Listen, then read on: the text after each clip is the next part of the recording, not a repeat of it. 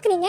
உண்மையை சொல்லணும்னா உலக மக்கள் தொகையில 10ல் 5 பேருக்கு இந்த இரும்பு சத்து குறைபாடு இருக்கு. உண்மையை சொல்றேன், எங்க வீட்லயே நிறைய பேருக்கு இரும்பு சத்து குறைபாடு இருக்கனாலதான் இந்த அயன் ஃபிஷ்ஷை பர்ச்சேஸ் பண்ணிட்டேன். என்னடா சாப்பாட்டுல இருந்து இப்படி ஒரு கருப்பா ஒரு மீன் மாதிரி இருக்கிறத எடுக்கிறாங்களேன்னு பாக்குறீங்களா?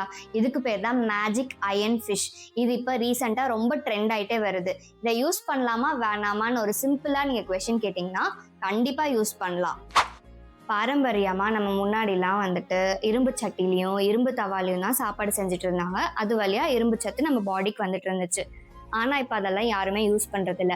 அதுக்கான குவிக் ஆல்டர்னேட்டிவ்ஸ் இப்ப நிறைய வந்திருக்கு. அதுல ஒண்ணுதான் இந்த மேஜிக் அயன் ஃபிஷ். இதை கண்டிப்பா யூஸ் பண்ணலாம். ஆனா அதுக்கு முன்னாடி சில ப்ரிகாஷன்ஸை நம்ம கண்டிப்பா ஃபாலோ பண்ணியே ஆகணும். இதுல நம்பர் 1 ப்ரிகாஷன் என்னன்னா, அயன் ஃபிஷ்ல வர இரும்பு சத்து ரொம்ப கம்மி. ஸோ உங்களுக்கு ஆல்ரெடி அயன் டெஃபிஷியன்சி அனீமியா, அதாவது ரத்த சோகை இருக்குன்னா டாக்டர் கொடுக்குற மெடிகேஷனை தான் எடுக்கணுமே தவிர இதை மட்டும் ரிலை பண்ணாதீங்க. நம்பர் 2 ப்ரிகாஷன் என்னன்னா, அயன் பாடியில் அப்சார்ப் ஆகிறதுக்கு சில ஆசிட்ஸ் தேவை.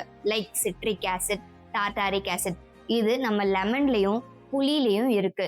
ஸோ நீங்க ஆட் பண்ற ஃபுட்ல இந்த லெமன் அண்ட் புளி இருக்கான்னு பார்த்துக்கோங்க. அப்பதான் நம்ம பாடியில அயன் அப்சார்ப் ஆகும்.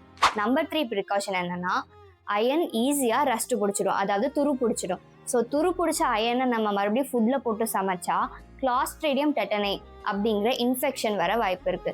ஸோ அந்த அயனை துரு பிடிக்காம நீட்டா ட்ரையா வச்சுக்க பார்த்துக்கோங்க. ஆனா இதை மட்டுமே ரிலை பண்ணாம இரும்பு சத்து நிறைந்த உணவுகளையும் சேர்த்து எடுத்துக்கிறது நல்லது.